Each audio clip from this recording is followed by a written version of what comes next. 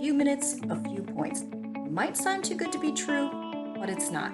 I've been teaching the exam for the last 10 years and have coached thousands of students. And what I've seen over this time, I'm going to share with you on these videos.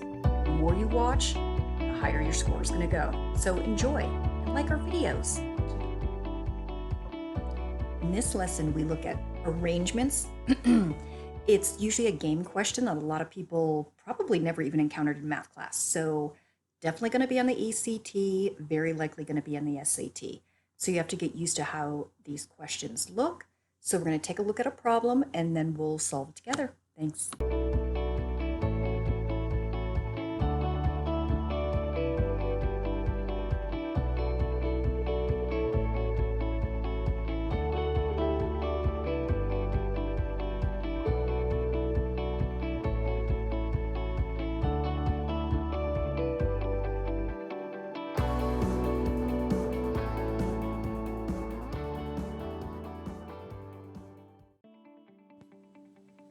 Hey there, this is Miss G, and we're going to cover a problem today that shows up on every SAT for sure, pretty much on every SAT, and sometimes on the ACT you can get 2.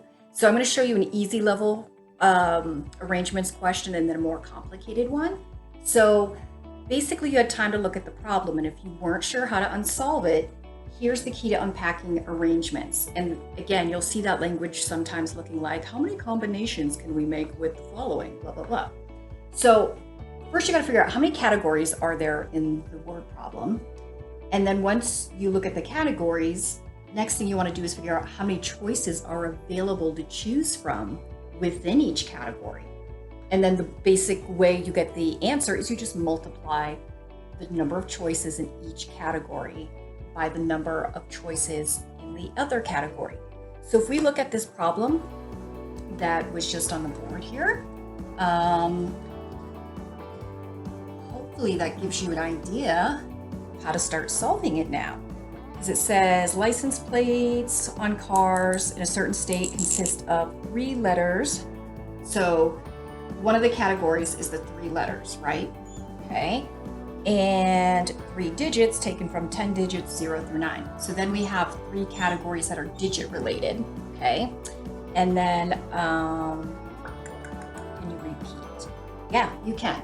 So, how many letters are there in the alphabet? So the first letter can be A through Z. There are 26 letters in the alphabet. Because it doesn't say that you can't, or that you're forbidden from repeating numbers, that's usually the harder level question. If it said, like, for example, if I chose A, if it said I couldn't choose another number, then I would put 25, because then there'd only be 25 letters in the alphabet if I'd already chosen one. I don't need to know which letter it is. I just know, hey, one of them's gone. There are only 25 left to choose from. So that's the 2 levels right there. But in this case, it doesn't say there's a prohibited feature on this one, and you can use letters over and over again. So since there are 26 letters in the alphabet, multiply those guys by each other, and then it tells you specifically with the numbers 0 through 9. So that's 10 numbers to choose from. So 10, 10, 10. And last thing is, if you don't think you have your answer there, you do. It's just in condensed form. So 26 squared, cubed rather, times 10 cubed. That's your answer. All right. Yeah, basically I did kind of actually show you the 2 levels right in there, meaning just be careful if you can't repeat anything. If we weren't allowed to do any repetition in this one, our problem would just look like this: times 25, times 24, times 10, times 9, times 8. Okay, so those are the 2 levels. Definitely guaranteed to be on the exam, so something worth knowing. Watch for arrangements. All right, there's a point or 2 right there on your ACT.